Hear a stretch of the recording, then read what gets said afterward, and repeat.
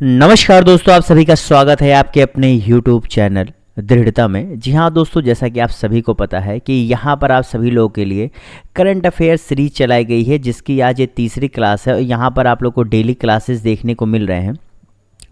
इन 3 classes में देखिए, जब मैं क्लास लेकर आता हूं तो 20 वैसे महत्वपूर्ण प्रश्न लेकर के आता हूं जिन्हें मैं कहता हूं कि आप एक बार, आपको लग रहा है कि अगर आपका करंट अफेयर्स तैयार है या आपने जो है पिछले महीने के करंट अफेयर्स को पढ़ लिया है और आपको अच्छे से तैयार है, तो मैं कहता हूं दोस्तों, आइए मेरी इस क्लास को देखिए और इस चैलेंज को स्वीकार करिए कि आप इस 20 प्रश्नों में कितना सही कर पाते हैं।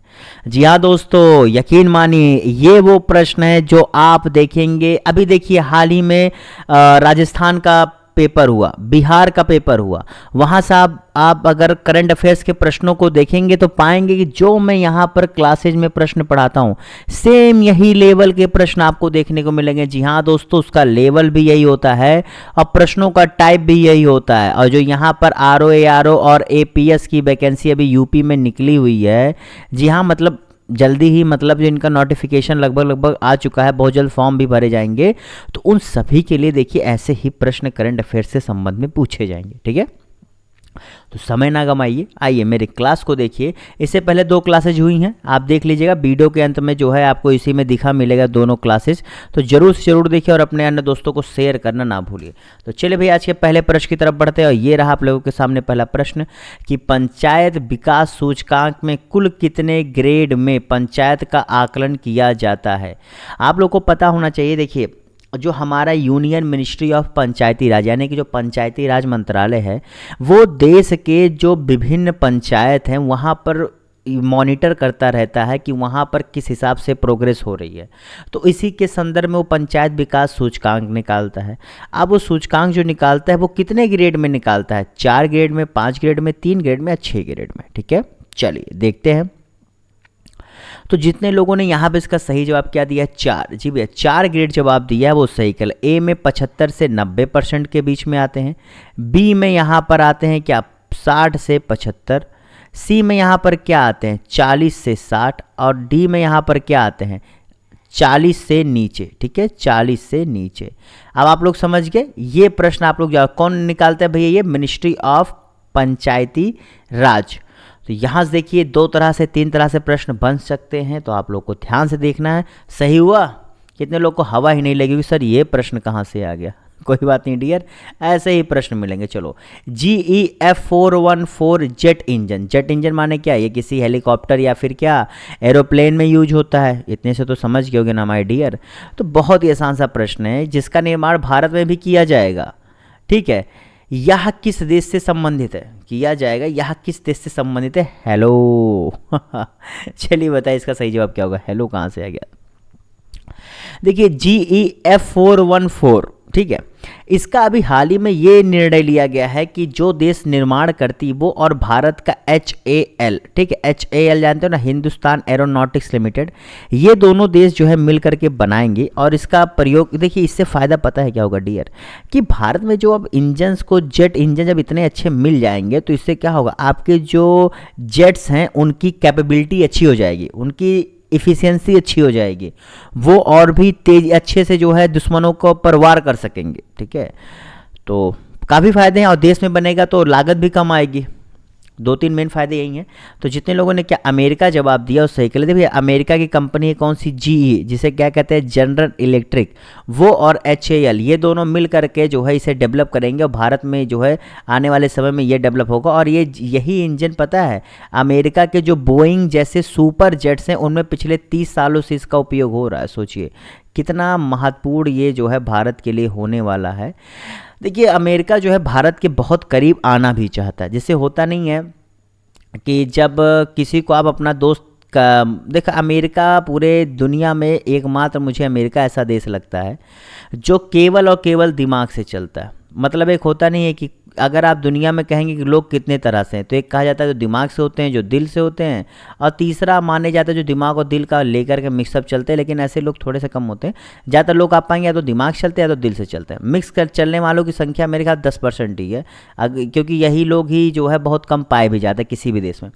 तो ये पूरे दिमाग से चलता है अमेरिका। ये देख रहा है कि चीन को रोकना है तो सीधे बड़ा हथियार एक क्या है, भारत। क्योंकि चीन को रोकना है तो भारत को लो, भारत की चीन से पड़ती नहीं है, चीन रसिया के साथ जा रहा है, इसीलिए देखो रसिया आपसे अब भारत से भी थोड़ी सी दूरी बनाया हुआ, पहले जैसे रिश्ते नहीं है, रिश्ते हैं लेकिन पहले ऐसे नहीं है, ठीक है। तो अमेरिका की बात ये लगे भैया, वो हमारे जितना करीब आना चाह रहा है ना, उतना वो किसी और देश के भी नहीं चाह रहा। अमेरिकी नेतृत्व वाले आर्टेमिस एकॉर्ड को भारत ने कौन से नंबर के देश के रूप में शामिल हुआ? जी भैया, अभी हाल ही में भारत ने जो अमेरिका वाले नेतृत्व का ये आर्टेमिस एकॉर्ड है इसे साइन किया है। देखिए आर्टेमिस एकॉर्ड ये होता क्या, ये बेसिकली ये जो एकॉर्ड है ये बनाया इसलिए गया था कि इसमें जैसे हम लोग जो आउटर स्पेस नहीं है, जैसे आपका ये अंतरिक्ष है, अंतरिक्ष के बाहर जो से हम लोग मान लीजिए गगनयान भेजेंगे या फिर मंगलयान भेज रहे हैं या फिर जो है तमाम क्या कहते हैं, एक और भेजा गया था, आ से नाम था मैं भूल रहा हूँ, ऐसे तमाम जो हम लोग स्पेस प्रोग्राम या स्पेस में भेजते रहते हैं, तो वहाँ पर कैसे सही तरीके से काम हो, कैसे वहाँ पर भी एक शासन स्थापित करके गवर्नेंस को कैसे, देखिए ऐसा नहीं है कि हर देश चाहे जब नहीं भेज सकता, उसके लिए भी पूरा एक वो होना चाहिए ना कि इस टाइम में आप भेजिए, इस टाइम में आप, जैसे अभी अगर भारत ये आपका जो चंद्रयान भेजा नहीं भेजता तो इसके बाद इसको अगला समय करीब 1 या 1.5 साल बाद मिलना था, तो इसके लिए भी एक गवर्नेंस सिस्टम है। तो भारत जो है इसमें अमेरिकी नेतृत्व वाले आर्टेमिस एकॉर्ड जो आउटर स्पेस यानी कि बाहरी अंतरिक्ष के शासन और बढ़िया से वहाँ पर जो है चीज़ें हो सके पूरे विश्व स्तर पर, उससे संबंधित है, उसमें 27वें देश के रूप में सम्मिलित हुआ। कौन से 27वें देश के रूप में सम्मिलित हुआ, ठीक है, समझ गए। और आपको पता है जो आपका गगनयान मिशन जाने वाला है, जो पहला जो है स्पेस मिशन होगा जिसमें भारत जो है आदमी को भेजेगा, उसमें नासा ने कहा है कि हम आपकी हेल्प भी करेंगे। तो इन सब चीज़ों से फ़ायदा होता है। देखिए ऐसे एकॉर्ड जो है कहीं हद तक आप पर रोक लगाते हैं लेकिन बहुत हद तक फ़ायदा भी देते हैं। मतलब ये मान के चलिए कुछ ऐसा होता है कि आप किसी अमीर देश से दोस्ती कर रहे हैं, तो नुकसान क्या होगा कि यार अमीर दोस्त के साथ जाओगे तो थोड़ा पॉकेट खर्चा बढ़ेगा, लेकिन फ़ायदा क्या होगा, आपको अच्छा माहौल मिलेगा, आपको अगर आप सीखने वाले होगे तो आपको काफ़ी कुछ सीखने को मिल सकता है, क्योंकि ऑलरेडी जहाँ पला बड़ा होता है ना, वहाँ आपको जो है देखने को जो चीज़ें मिलेंगी वो आप पहले नहीं देखे होते हैं, ठीक है। चलिए बातों बातों में मैंने बहुत बड़ी चीज़ बता दी। भारत ने स्वदेशी निर्मित मिसाइल कॉर्वेट, ठीक है, आईएनएस किरपान को किस देश को उपहार के रूप में दिया है? देखिए कॉर्वेट उन्हें कहा जाता है जो छोटे, जैसे आप जानते हैं एक आपका होता है आईएनएस, तो आप जानते हैं क्या होता है, जो सारे शिप्स होते हैं उनको कहते हैं कॉर्वेट। वो होते हैं जिसका छोटे शिप्स होते हैं, बेसिकली जानने के लिए छोटे शिप्स होते हैं जो आपके किसी भी देश के नेवी द्वारा वहाँ के आसपास क्या कहते हैं जांच के लिए यूज किया जाता है। क्योंकि देखिए जब शिप चलते हैं तो तेल ज़्यादा लगता है, तो अगर छोटे शिप्स होंगे, ज़रूरत के हिसाब से कहीं जाना है तो जल्दी भी चला जाएगा और ईंधन भी बचेगा, रिसोर्सेज भी बचेंगे। तो ऐसे तमाम तरह, तो ये जो कॉर्वेट होते हैं छोटे होते हैं, लेकिन इनमें एक चीज़ जान के चलिए, इनमें ऐसा नहीं है कि इनमें जो है इतनी क्षमता भी इनमें होती है कि न्यूक्लियर वार तक, मतलब न्यूक्लियर चीज़ें भी इनमें स्थापित होती हैं। मिसाइल्स भी आप इससे दाग सकते हैं, बस ऐसे जान चलिए। अब मिसाइल्स में कुछ न्यूक्लियर होते हैं, कुछ नॉन न्यूक्लियर होते हैं। तो किस देश को भैया हाल ही में फ्री में दिया है? जी भैया भारत सरकार ने अभी हाल ही में वियतनाम को, किसे, वियतनाम को जो है ये कॉर्वेट शिप जो है फ्री में दिया है, गिफ्ट दिया। फ्री ना कह करके गिफ्ट के देंगे तो ज़्यादा अच्छा है, क्योंकि फ्री देना एक गलत आपको नेगेटिव, लेकिन किसी को गिफ्ट देना ये एक पॉजिटिव वर्ड होता है। फ्री मतलब होता है कि हम इस पर एहसान जता रहे हैं, गिफ्ट होता है कि हम अपना प्यार से दे रहे हैं, हम दोनों के बीच एक मित्रता व्यवहार है, ठीक है। शब्दों का फ़र्क आपको बहुत अच्छों से रिश्तों में उतार चढ़ाव लाता है, इसलिए शब्द चुन कर बोलें, ठीक है। तो बताइए 4 में चारों सही हुआ, कितना सही हुआ, चलिए देखते रहिए। अगला प्रश्न है, सर्वराष्ट्रीय मानव अधिकार घोषणा पत्र के 2023 में 75 साल पूरे होने पर आयोजित सालगिरह का थीम क्या था? चलो भैया बताओ, देखते हैं कितने लोग सही कर पाए। अगर आपको लगता है कि सर ये कैसा प्रश्न है, तो माय डियर जा करके आप प्रीवियस ईयर क्वेश्चन पेपर देखना और बताना उसमें थीम से संबंधित और डे से संबंधित प्रश्न पूछता है कि नहीं। और ख़ास करके ऐसे प्रश्नों को तो छोड़ता नहीं है, क्योंकि आपको पता है अभी इंडिया में ह्यूमन राइट्स को लेकर के इतना बवाल मचा, क्योंकि अमेरिका ने इतना ज़्यादा इंडिया को पॉइंट आउट कर दिया है विश्व स्तर पर ह्यूमन राइट्स को लेकर के, कि आपको ह्यूमन राइट्स संबंधित चीज़ों के बारे में जानना ज़्यादा ज़रूरी हो जाता है, ठीक है। मतलब देखिए चीज़ें जो न्यूज़ में हो ना उन्हें हमें छोड़ना नहीं चाहिए, उनसे संबंधित चीज़ों को हमें कलेक्ट करना चाहिए 100%। फिर एक चीज़ जान लेना, मेरी क्लास में हमेशा एक चीज़ पाओगे 100% मैं कभी भी कहता नहीं कि पढ़ो, बस मैं कहता हूँ कि कम से कम 70 से 80% पढ़ लो। 70 से 80% तुम्हारी नैया नहीं तुम्हारी ज़िंदगी बना देगी, केवल नैया ही नहीं पार लगाएगी, ठीक है। 100% के चक्कर में जाओगे तो ज़्यादा लंबा जाओगे, हो सकता है शायद 100% कभी पहुँच भी ना पाओ। हाँ, तो जितने लोगों ने इस थीम का नाम क्या दिया है भैया, dignity freedom and justice for all, जितनों का ए जवाब दिया है वो सही कर ले, ठीक है। आपको पता है ना कि यूनाइटेड ने डिक्लेरेशन ऑफ ह्यूमन राइट जो 75 साल पूरा हो गया 2023 में, इसके मेनली जो है 3 ही गोल होते हैं कि जो लोगों में वैश्विकता को बढ़ावा देना और साथ ही साथ क्या अपने अपनत्व को बढ़ाना, हमें भविष्य की तरफ देखना और ह्यूमन राइट्स जो हैं उनके जो पूरा माहौल है उसे अच्छे से बनाए रखना।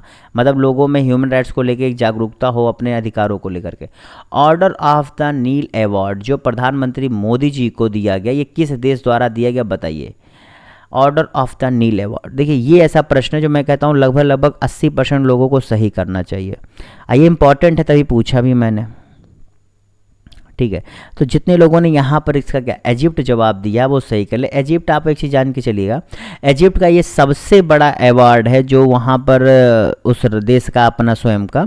और साथ ही साथ जो है भारत ने इजिप्ट के साथ स्ट्रेटेजिक पार्टनरशिप एग्रीमेंट भी किया। ये भी प्रश्न पूछ सकता है कि भारत ने निम्न में से किस देश के साथ स्ट्रेटेजिक पार्टनरशिप जो पार्टनरशिप एग्रीमेंट साइन किया है, तो उनमें से इजिप्ट का नाम भी है जो 2023 में अभी हाल ही में साइन भी हुआ है, ठीक है। जनवरी 2023 में जब आपको पता है कि इजिप्ट के प्रेसिडेंट भारत आए थे, ठीक है। ओके, यहाँ संबंधित चीज़ें हो गई। चलो अगले प्रश्न की तरफ बढ़ते हैं। यूएन पीस कीपिंग के 75 साल पूरे होने पर थीम क्या रखा गया। देखिए भैया दोनों के 75 साल पूरे हुए हैं तो बहुत ही इंपॉर्टेंट प्रश्न हो जाता है, तो इसे अच्छे से समझिए कि कितना इंपॉर्टेंट है, तो कितना अच्छे से आपको पता होना चाहिए, ठीक है। चलिए बताइए इसका सही जवाब क्या होगा। यूएन पीस कीपिंग जानते हो ना इनका मेन काम क्या होता है। अब भारत इसका मेंबर है, ठीक है। यूएन पीस कीपिंग का भारत एक मेंबर है, ये हमेशा ध्यान रखना। और 1992 में जो है इसे बनाया गया था। तो जितने लोगों ने यहाँ पर इसका सही जवाब क्या दिया है भैया, पीस बिगिंस विथ मी। जी भैया देखिए हमेशा अगर आप लोग अपनी ज़िंदगी में भी ये रखिए, आप लोग को जब भी लगता है कि लोग झगड़ा क्यों करते हैं तो आप अपने तरफ देखना, क्योंकि हम शांति के लिए बढ़ते नहीं हैं। कोई भी झगड़ा शांत कराने में कितना देर लगता है, जितना देर हम खुद को शांत कर ले जाए। गलत कह रहे हैं कि सही बात यही है, लेकिन जब तक हम शांत नहीं हो तो झगड़ा शांत नहीं होता। आप खुद से शांत होकर देखिए, झगड़ा शांत हो जाएगा। हाँ, कुछ लोग कहेंगे अरे सर मैं शांत हो भी जाऊं तो अगला तो मार दे। यारो मारने आएगा तो तुम अपने आप को रोक तो मतलब उससे अपने आप को क्या कहते हैं, सेल्फ डिफेंस तो कर सकते हो ना। बस तुम पलट के ना मारने जाओ ना, इसे कहते हैं डिफेंस करो, लेकिन उसके रिएक्शन मत दो। ये होता है पीस। ओके, चलो अगले प्रश्न की तरफ बढ़ते हैं। नीति आयोग और यूएन ने मिलकर भारत सरकार यूएन सतत विकास सहयोग फ्रेमवर्क गवर्नमेंट ऑफ इंडिया और क्या यूएन सस्टेनेबल डेवलपमेंट फ्रेमवर्क कितने सालों के लिए साइन किया है। चलो बताओ। यूएन डेवलपमेंट सस्टेनेबल फ्रेमवर्क, आपको पता है कि भारत जिस भी प्लेटफॉर्म पे जा रहा है या विश्व भर में अगर आप न्यूज़पेपर उठा लीजिए, जो अगर आप किसी भी मंथली मैगजीन पढ़ते होंगे, कुछ भी अगर आप करंट अफेयर्स पढ़ते होंगे तो आप न्यूज़ में ज़रूर पाते होंगे कि हफ्ते में 1-2 आर्टिकल या 1-2 न्यूज़ ऐसी ज़रूर होती है जो आपके क्लाइमेट चेंज पर, सस्टेनेबल डेवलपमेंट पर, इंक्लूसिवनेस पर, ये सब टॉपिक पर जरूर आती है। बहुत ही हॉट और बहुत ही ज़रूरी टॉपिक है। तो जितने लोगों ने यहाँ पे इसका सही जवाब क्या दिया 2023 से 2027 के लिए, वो सही कर ले, ठीक है।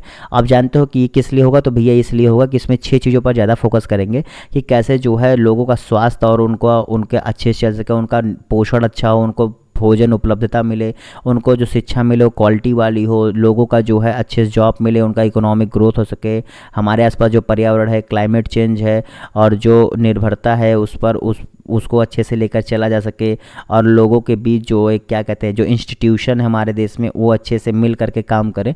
तमाम जैसी चीज़ें हैं जो इसके अंतर्गत की जाएंगी, ठीक है। चलिए अगले प्रश्न की तरफ बढ़ते हैं। देखिए इस क्लास में एक ही फ़ायदा होता है, आप सीखते भी हैं, आप तैयार भी होते हैं और आप दूसरों को बताने लायक भी होते हैं।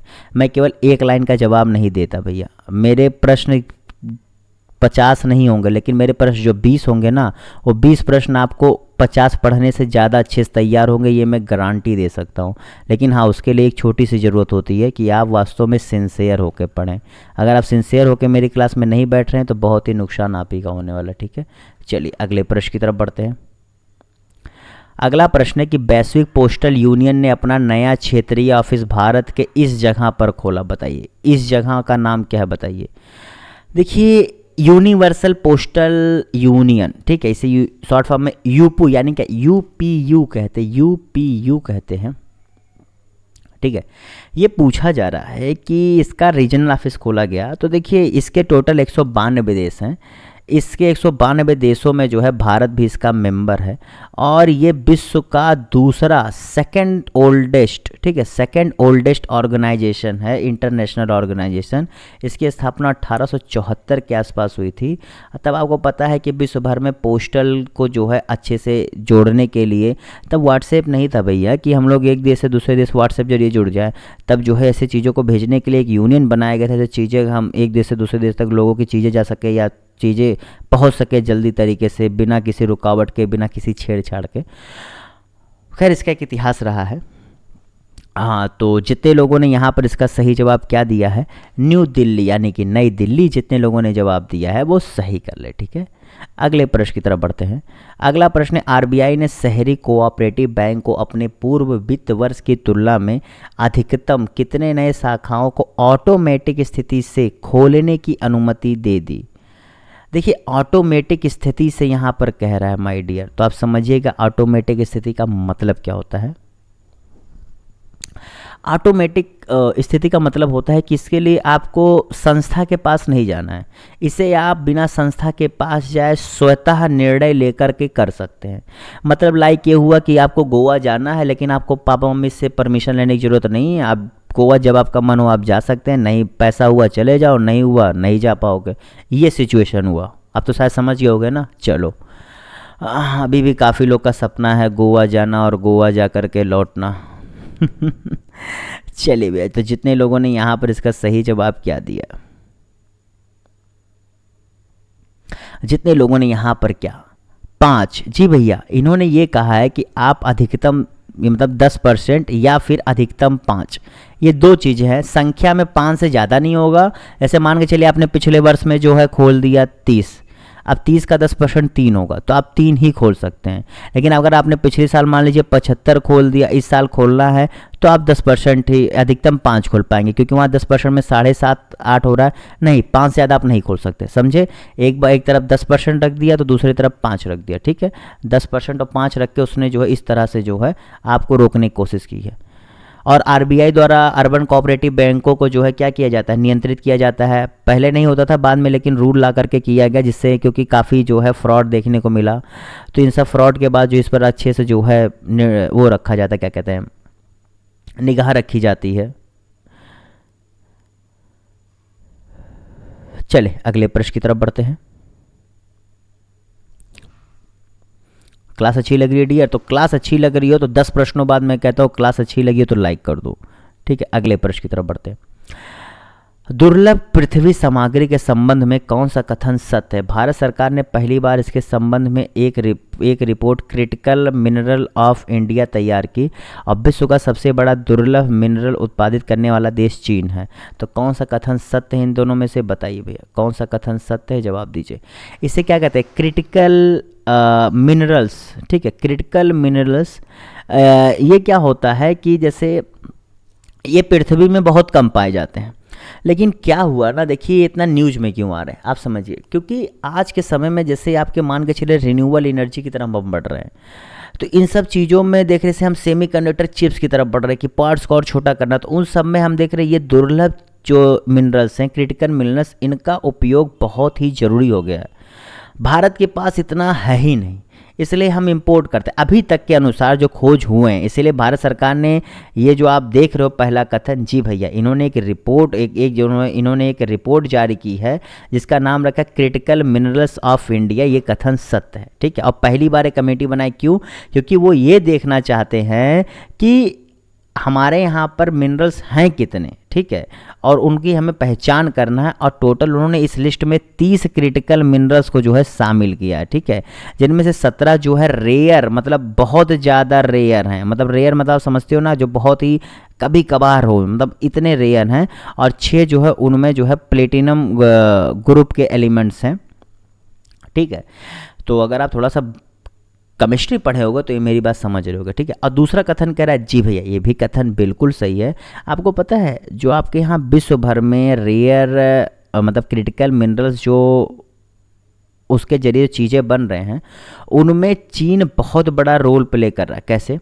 देखिए, चीन जो है 3 यानी कि 3/5वां हिस्सा माइन करता है, ठीक है, और 4/5वां हिस्सा वहाँ पर जो है प्रोसेस किया जाता है पूरे विश्व का। यानी कि पूरे विश्व का 3/5 हिस्सा वहाँ पर खोदा जा रहा है और 4/5वां हिस्सा वहाँ पर माइन किया जा रहा है। तो सोचिए कितनी बड़ी बात है, मतलब चीन अकेले जान के चले हिसाब से जान के चले राज कर रहा है इसके मामले में। और आपको मैंने पहले ही बता दिया गुरु कि आप जैसे इलेक्ट्रॉनिक्स का सामान ले लें, आपके डिफेंस में हो नहीं रहा है कि डिफेंस में आप रक्षा उपकरणों में देख रहे हैं कि नई नई चीज़ें लाने के लिए, तो इन सब मटेरियल्स का बहुत ज़बरदस्त उपयोग है। तो जितने हो क्या, एक और दो दोनों जवाब दिया था वो सही कर लें, ठीक है। अगले प्रश्न की तरफ बढ़ते हैं। विश्व भर में बड़े रेलवे नेटवर्क के मामले में भारत किस स्थान पर है? विश्व भर में बड़े रेलवे नेटवर्क के मामले में भारत किस स्थान पर है? अच्छा, ये सब प्रश्न मैं आपको पिछले 2 क्लासेज में भी बता चुका हूँ। देखिए, जो मेरे प्रश्न होते हैं वो ऐसे नहीं होते कि मैंने कहीं से उठा दिया। वो पहली बात तो आपके उस साल करंट अफेयर्स में होते हैं, दूसरा आपके सिलेबस के अनुसार होते हैं, तीसरा आपके लेवल के अनुसार होते हैं जो आप पेपर में पूछा था, चौथा सबसे बड़ी चीज़ कि वास्तव में वो प्रश्न आपको कहीं ना कहीं शॉक दे सकते हैं कि अरे ये तो बहुत इजी था, ये मुझे आया क्यों नहीं। जी भैया, ये ऐसे ही तरह के मैं प्रश्न लेकर के आता ही हूँ। इन सारी चीज़ों को हमेशा ध्यान में रख करके मैं लेकर आता हूँ प्रश्न। तो जितने लोगों ने यहाँ पर इसका सही जवाब क्या दिया है, आप लोग जान के चौंके भी है, चौथा। देखिए, सबसे बड़े रेलवे नेटवर्क के मामले में भारत चौथा आता है, लेकिन किसी एक संस्था द्वारा सबसे बड़ा रेल नेटवर्क जो है संचालित करने के मामले में दूसरे स्थान पर आता है। दोनों में अंतर समझिएगा माय डियर। किसी एक संस्था द्वारा संचालित करने के मामले में दूसरे पर आता है, वहीं अगर आप रेलवे नेटवर्क के मामले में देखेंगे विश्व भर में तो चौथे नंबर पर आता है। इन दोनों के अंतर को हमेशा आप समझिएगा, ठीक है। चलिए अगले प्रश्न की तरफ बढ़ते हैं। क्लियर है? कहानी शौक लगेगा। जय वैश्विक जीवंता सूचकांक 2023 के अनुसार भारत के शहर की कौन सी रैंकिंग है?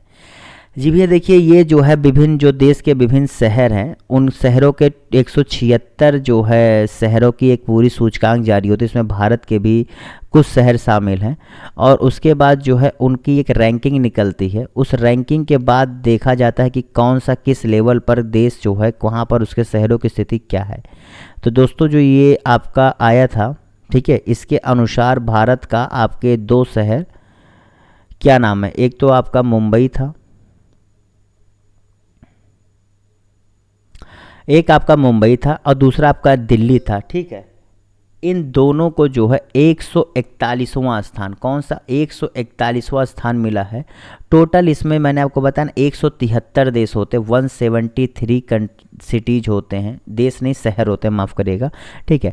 अब 5 फैक्टर पर इनका जो है आकलन किया जाता है, 5 फैक्टर पर। और इसे कौन जारी करता है? तो इकोनॉमिक इंटेलिजेंस यूनिट जो है इसे जारी करता है, ठीक है। समझ गए? बेसिकली इसमें ये देखा जाता है कि वहाँ पर जो रहने वाले लोग हैं वो कितने अच्छे से वहाँ पर रह रहे हैं और वो भविष्य में किस प्रकार से रह सकते हैं, अर्थात उनको पीने का पानी कैसा मिल रहा है, हवा कैसी मिल रही है, वहाँ पर जो है सफाई कैसी, ये सारी चीज़ें जो है देखी जाती है, ठीक है। वहाँ पर एजुकेशन कैसा, इंफ्रास्ट्रक्चर कैसा, ये सारी चीज़ें। अगला प्रश्न है, वैश्विक प्रतिस्पर्धा सूचकांक में भारत की रैंकिंग कितनी रही? चलिए भैया, जो तो अभी 2023 की आई इसमें बताइए रैंकिंग कितनी रही भारत की। तो जितने लोगों ने यहाँ पर इसका सही जवाब क्या दिया है, वैश्विक प्रतिस्पर्धा सूचकांक,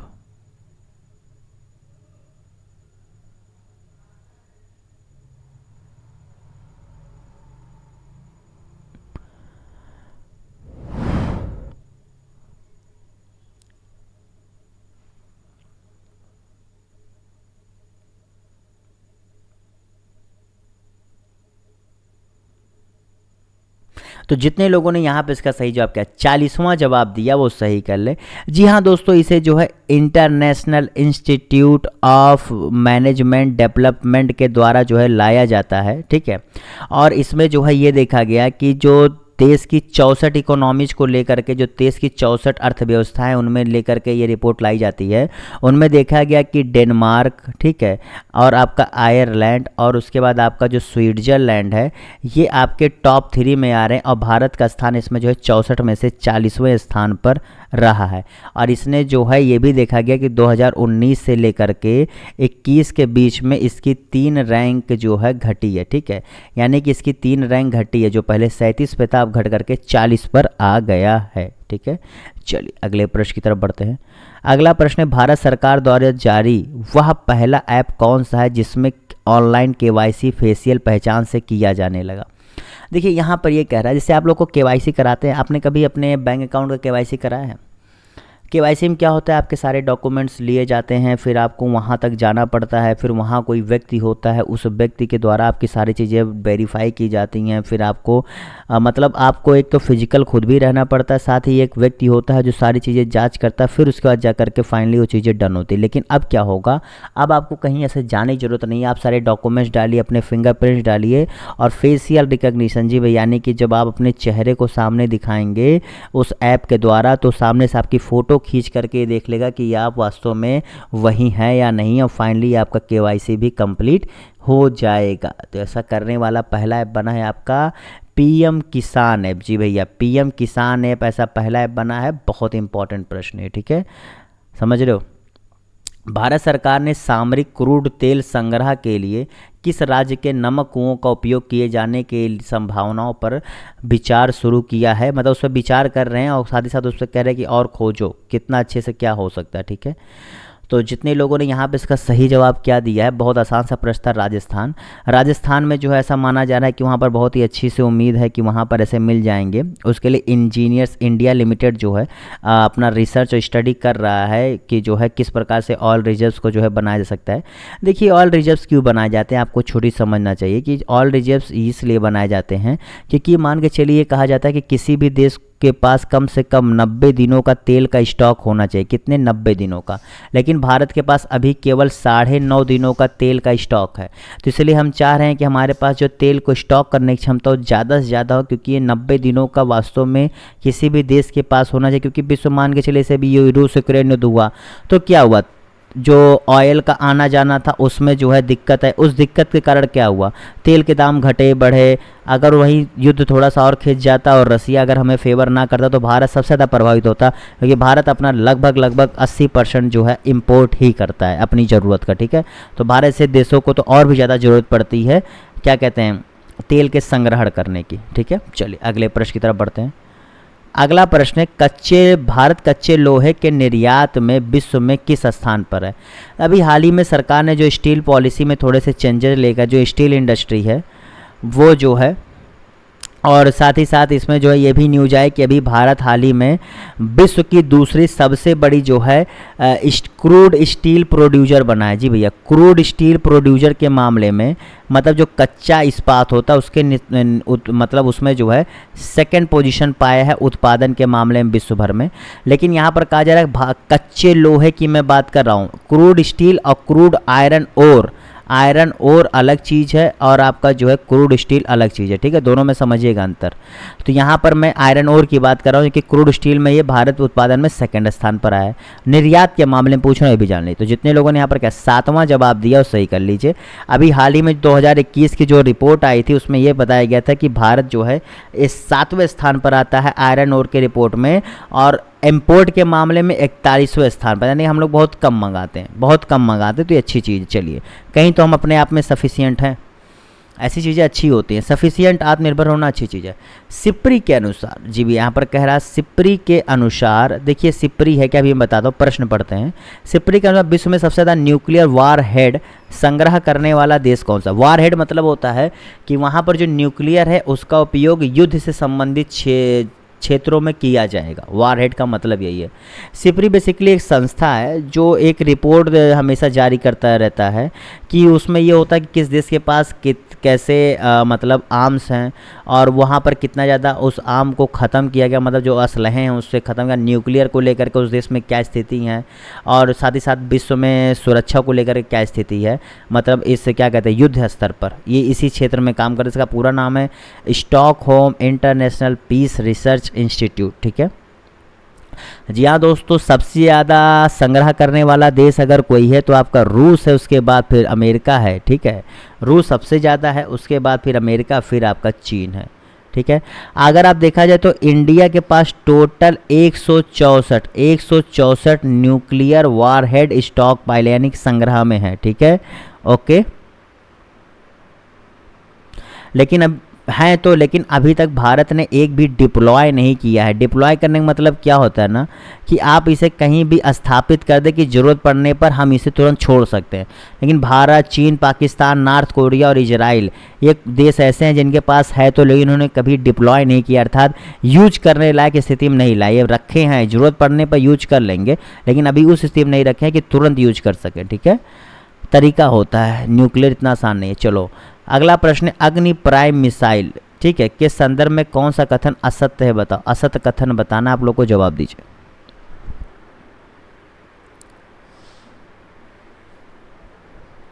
अग्नि प्राइम मिसाइल अगर आप देखेंगे तो बताइए इसका सही जवाब क्या होगा, कौन सा असत्य है बताइए।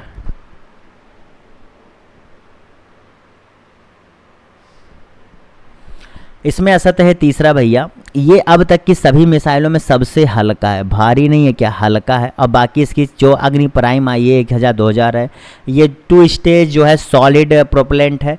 और जो अग्नि मिसाइल की 1 से लेकर 5 तक की जो सभी हुई हैं उसका विकास कहाँ, DRDO द्वारा ही किया गया, तो इसमें कोई भी कन्फ्यूजन मत रखिएगा। चलिए भाई आज का आखिरी प्रश्न बताइएगा 20 में कितना सही हुआ। चलिए 20 में आपका कितना सही हुआ, मैं तो अपने में कहूँगा अगर आप 16 सही कर दिए ना बहुत है, क्योंकि बहुत चुन चुन के प्रश्न लाता हूँ, 16 सही करने में आपकी हालत ख़राब हो जाएगी।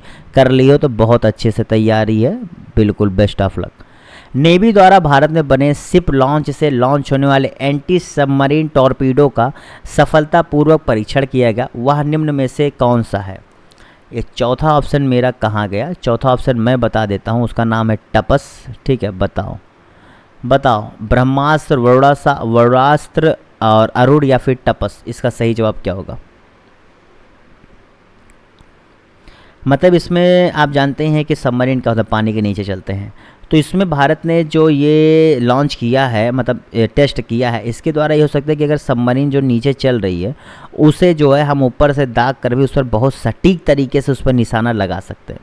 ठीक है, और इसे जो है आपके DRDO ने जो है, DRDO की जो एक उसके अंतर्गत काम करते हैं, जो विजग में स्थित है, विजग एक जगह का नाम है पता है ना, जो आपके विशाखापट्टनम में है। ठीक है, वहाँ की जो है आपकी क्या नाम है, NSTL, जो आपकी क्या नाम है, आपके DRDO के अंतर्गत काम करती है। ठीक है, जैसे DRDO की अपनी कई शाखाएं अलग अलग क्षेत्रों से संबंधित काम के लिए, तो उसने जो है इसे क्या किया, डिजाइन किया है, डेवलप किया है, और इसका निर्माण जो है भारत डायनेमिक्स लिमिटेड ने किया, भारत डायनेमिक्स लिमिटेड ने किया इसका, और उसका नाम है क्या, वरुणास्त्र। जी भाई, उसका नाम क्या है, वरुणास्त्र। तो दोस्तों क्लास कैसी लगी जरूर बताइएगा। अंतिम में फिर से बताना चाहता हूँ, क्लास अच्छी लगी हो लाइक कर दीजिएगा, कमेंट करके बताइएगा क्लास कैसी लगी, और हाँ अपने दोस्तों के साथ शेयर करना ना भूलिएगा। और 20 में अगर आपके 16 भी सही हुए हैं तो बहुत बड़ी बात है, क्योंकि प्रश्न बहुत चुने हैं, बहुत ही सटीक प्रश्न है और केवल पेपर वाले प्रश्न हैं। तो इस साथ bye bye, tata, see you, फिर मिलेंगे, तब तक के लिए हैव अ गुड डे।